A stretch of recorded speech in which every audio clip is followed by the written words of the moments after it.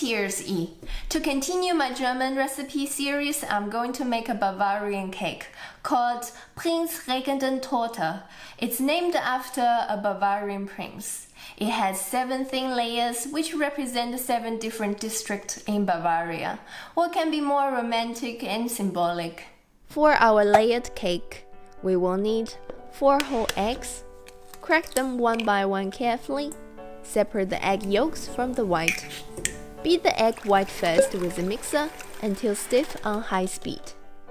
Then add 1 teaspoon of lemon juice and a pinch of salt. Keep beating until it gets a hard peak and leave it in the fridge for later. Mix 200 grams of softened butter and 120 grams of custard sugar until soft and creamy. And add 2 packs of vanilla sugar, about 8 grams each. Keep stirring until all our ingredients are incorporated.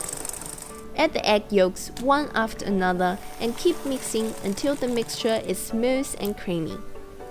Then use a spatula to gather the egg cream together and set aside. For the dry ingredients, we will need 150 grams of flour, 50 grams of cornstarch, and a pinch of baking powder. Be careful though, too much of the baking powder could make our cake bitter. Sift all the dry ingredients to make sure there are no flour lumps. Mix them all with a spatula. Scoop out a small portion of the egg white into the cake mixture to loosen it up slightly. Then blend in the rest of the egg white with a cutting motion. There are a couple of different ways to make our cake layers. We can use the bottom of a greased baking tin, which is 26 centimeters diameter. Add about 2 to 3 tablespoons of the cake mixture, spread it evenly with a cake cutter. Leave it in a 170 degrees Celsius oven for about 6 minutes. Release the cake layer with a cake cutter gently and let it cool on a cake stand. The other way is slightly easier, but require lots of baking papers. Use our cake form to draw the outline on a piece of baking paper. Flip it over and spread our cake mixture about 2 to 3 tablespoons evenly with a spatula or a cake cutter. It's quicker if we could bake 2 layers of the cake at a time. Then release it from the baking paper once they are cooled, and stack them together with a piece of baking paper in between to prevent them from sticking. Use a heavy plate to keep them even and flat. The edges of the cake should be slightly brown, but the cake still has a bright yellow color. For the chocolate cream filling, mix 2 egg yolks with 40 grams of cornstarch and a small portion of the 400 ml of milk. Stir them all together until smooth. Turn the heat to medium and pour in the rest of the milk.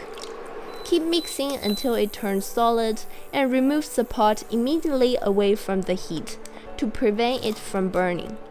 While the cream is still warm, break our 100 grams of dark chocolate in pieces, let them melt in the pot and mix them into the cream until there are no hard pieces or lumps. Now let's assemble it all. Place the bottom layer onto a cake stand. Spread a thin layer of the chocolate cream evenly on top. Then another layer of the cake, and continues until we finish all the chocolate cream and the last layer of the cake. You can obviously use a mold to cut out all cake layers to the exact size, so it will look perfectly even.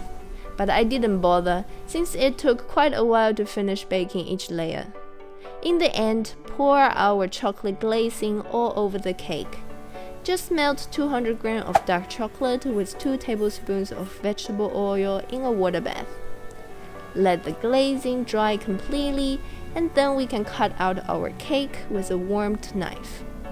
A real Prinzregententorte should have at least 6 layers, or even 8. Enjoy!